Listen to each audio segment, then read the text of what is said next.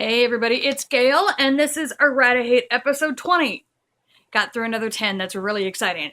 Quick reminder that after this episode, there will be a hiatus of at least 2 weeks while I work on getting other episodes recorded and edited and uploaded and all that fun stuff. In the meantime, you of course have this batch of episodes to go back to.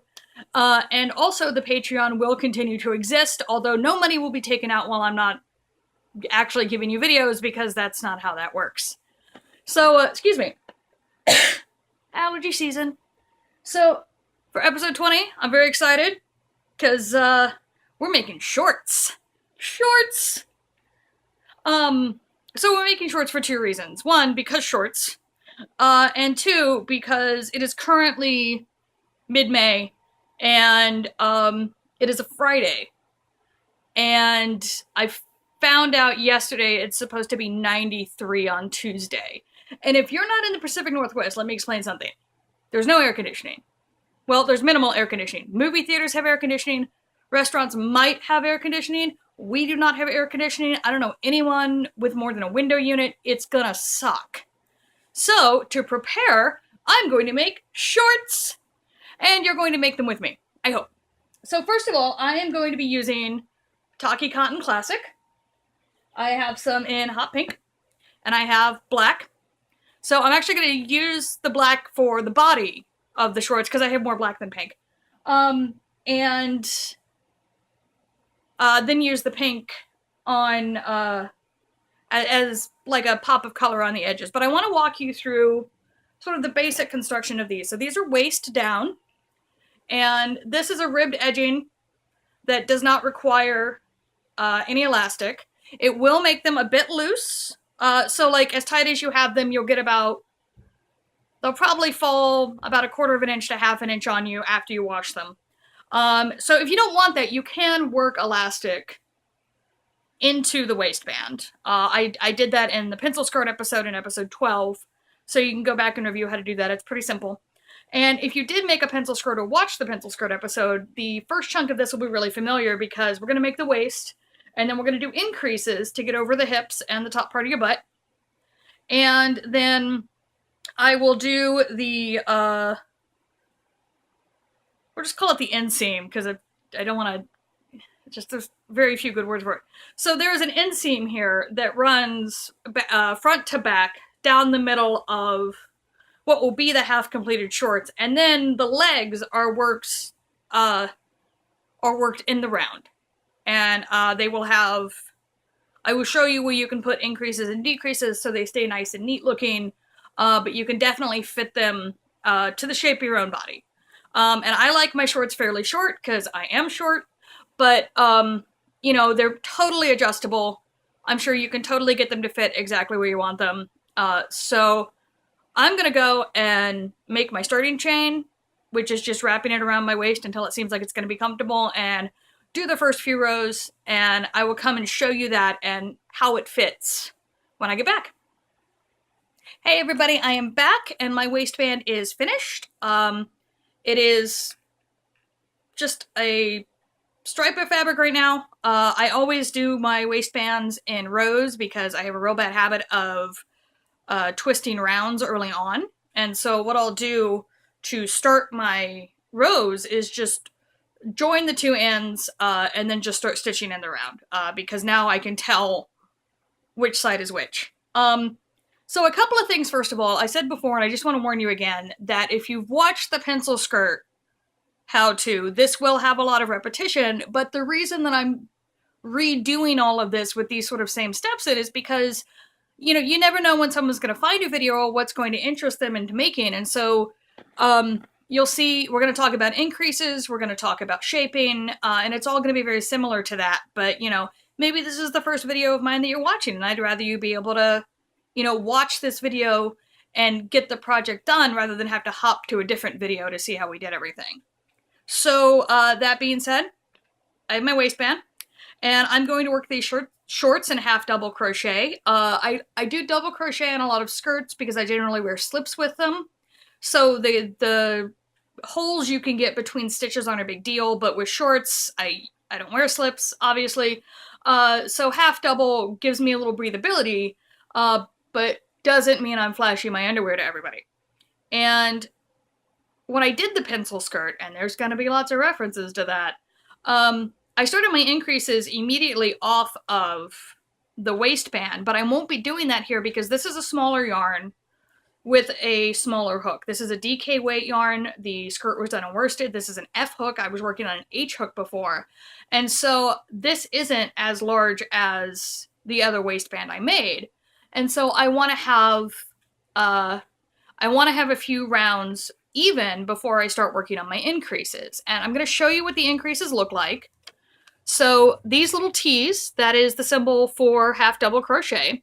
So you're going to work 4 rows of half double crochet, and then when you increase, and I will be showing you how to increase, you're going to be doing it in sets of 3 stitches per stitch.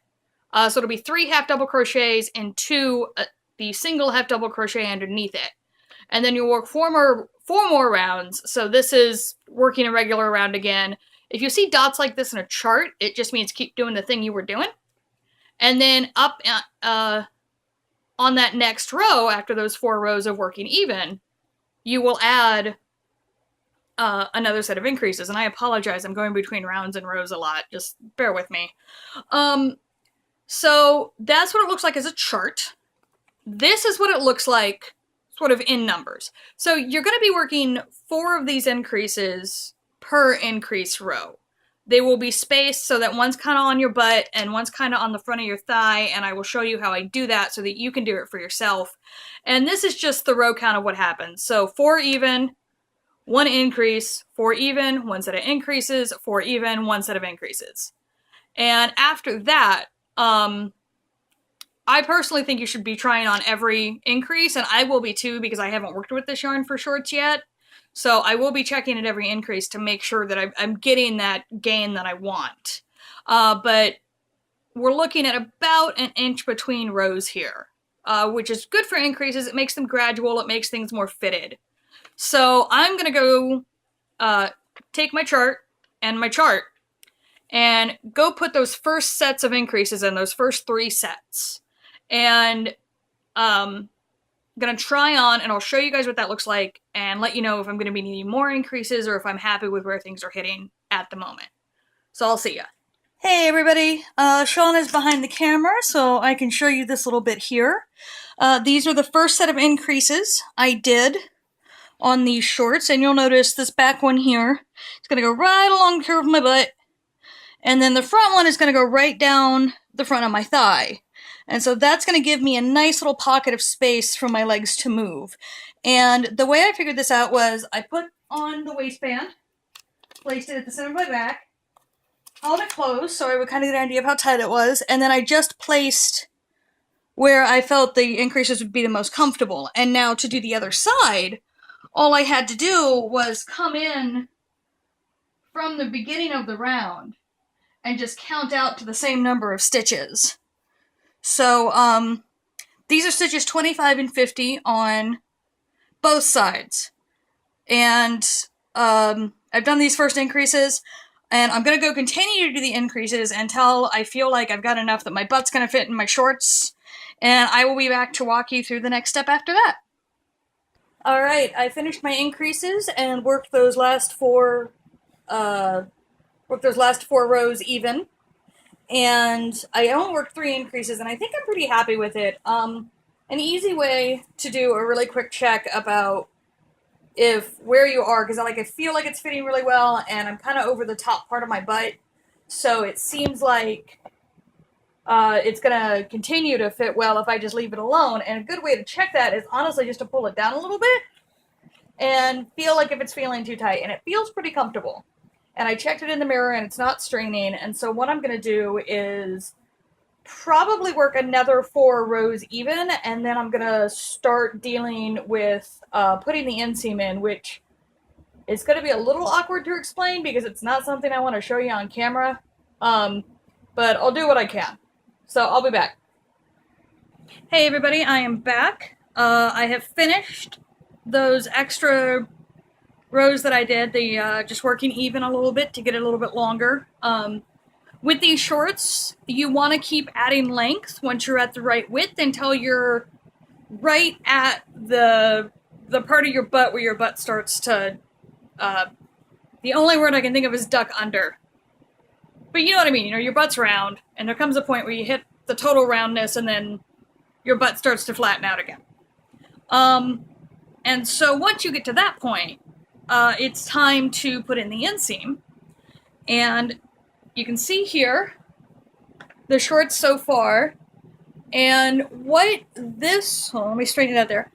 That stitch mark right there is marking the exact center front stitch of my shorts.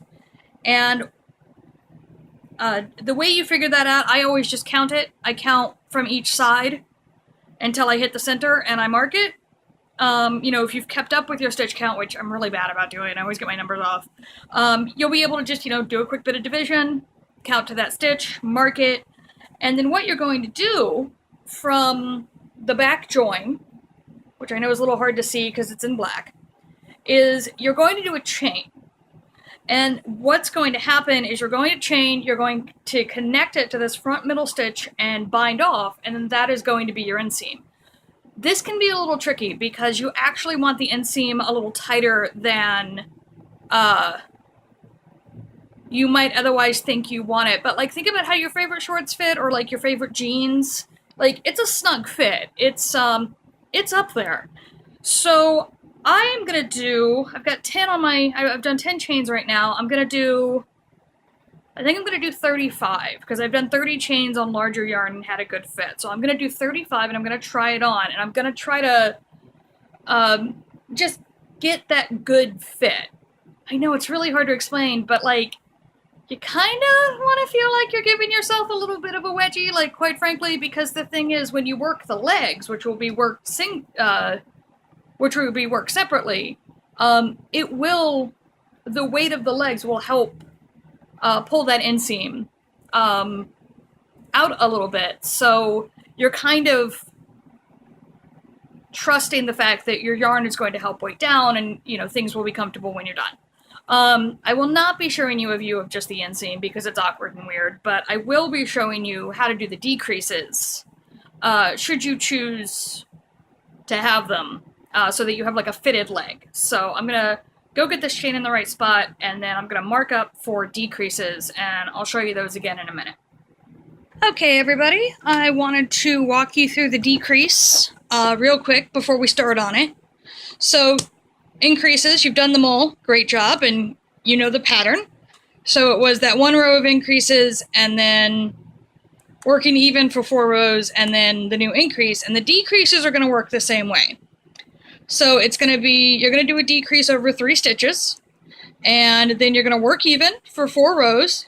Remember, those dots just mean keep doing the last thing you were doing. And then you're going to decrease again in what would be the center stitch of that original decrease. And the number of these really depends on how fitted you want your shorts. I like a pretty fitted short, so I tend to go snug on mine, but you know, you may not even want the decreases, depending on how loose you like your shorts. So here are the shorts so far.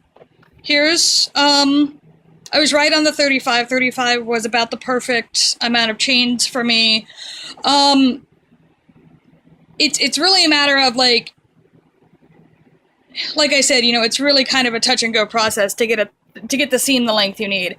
But I wanted to show you what the decreases look like, because you're going to be doing these legs separately. So you're going to work on, you know, the left leg first, and then you're going to do the right leg. And so the places I have decreases marked, I have a decrease marked on the 3rd stitch on the seam here, and I have it marked on both sides because you're going to work on both sides of this chain for the legs. And then I have one marked right here, right after the end of the seam, and I will actually be starting my, let me make sure I'm, okay. Yeah, so that's like my work table, by the way. I will actually be starting my decrease rows over here. And so I'll work these first few stitches and then do my first decrease immediately, just so I can start getting that snug fit I like. And then these two decreases might look a little familiar. Let me get the other yarn covered so you know what you're looking at. And all I did was just mark where the last increases went. So I'm going to be working on, in my case, this is stitch 27 and this is stitch 52. And so I'll just be working around and doing those decreases in that same area where my increases were, so I get that fit around my thigh. And I will do my best. I'm going to start working these, and then I'll come back and just show you a little bit about working in that chain, because it can be a little weird to work if you're not used to it. So I'll be back in a bit. Okay, I have worked my way around the bottom part of the short, and I'm coming up to the inseam. I went ahead and did this decrease on the chain here that I had marked, because I just couldn't get a good shot of doing it. But I wanted to show you how to work the chain. So the important thing is that on one side of the leg holes, you should only be working in a single loop like I'm doing right now, and then when you do the other side of the leg holes, you can work in the, it's 2 loops, but you can just work through the one. So I just want you to know that. And so what I'm doing is just very carefully, it's like working with a starting chain, going through each stitch, still doing half double crochet through all of this. And I'm just going to work my way across. Now, the important thing you want to do is keep up with the number of stitches you did. So if you did, you know, I did 35 chains, so I should have 35 stitches going across when I'm done. Now, if you find that you're off by a stitch or two, but it doesn't look like it's really affected how you're working, you can just adjust the other side to match that. It won't be a big deal. And so, as you can see, it's just, you gotta be patient, give yourself a little room to breathe. This is actually the part of the project I like the least, because it requires me to really pay attention in terms of making sure I get into the right loops and everything. But once that's finished, what I'm going to do, I'll work across, and I will join back with my first, this is my chain 2 at the beginning of this round. And then I will turn and start working back the other way and work those decreases in the pattern that I showed you, where I will next be working 4 rows even and then decreasing again and fitting as I go, putting it on, making sure it fits. But you definitely want to keep track of the number of decreases and the number of stitches you have, because you're going to need to copy everything over on what is currently the non-working side of your leg holes. So once I get this first leg hole done, I'll show you what it looks like, and then I'll do the second leg hole, and then I'll have shorts. Hey everybody, I have finished the first leg. That's all this pink here. You know, you saw me earlier when I was putting it on the chain. I only decreased 3 times, and the fit's really good. It's snug the way that I like it. It will stretch a little bit. Every project you have is going to stretch just a little bit, so I go kind of extra snug on my shorts, because then after I moved around in them a little bit and they get a little looser in the leg, I still like the way that they look. And so I wrote down everything I did. I know how many stitches are across the chain. I know all of that. And so this next leg will be quicker because I've already done it once, and I think you'll find the same is true when you start working on your second leg. So now I get to go finish my shorts. Shorts! Very happy. As you can see, the second leg came out pretty much exactly the same as the first leg. It's a little bit tighter, but that's just something I do when I'm stitching and I have to do 2 of the same thing. I don't know why, but I always end up with the second one being a little tighter than the first. The one thing I would change if I was going back and doing this again is that the inseam really stands out against the pink, and so it looks a little weird. So if I do these 2-tone kind of shorts again, the inseam the next time will match whatever the second color is. But they're very comfy, and hilariously, after 2 warm days, it's going to be like 68 tomorrow. So I won't even get to wear them for a couple of days. But they're done, they're comfortable. I worked with the cotton yarn and really liked it. So I hope you have the same great results. And that is episode 20. There will be a 2-week hiatus, at least, until the next batch of episodes come up. Feel free to check out my Patreon. while you're waiting for me to come back. There will be a bonus episode showing up sometime in between during the hiatus. No one is charged for that. That's just something I do for fun. But, you know, if you really like what I'm doing here and you want to help me stay in yarn, Patreon's the way to go. The link is down in the basement. It's also on the very last title slide. So I'll see you guys soon.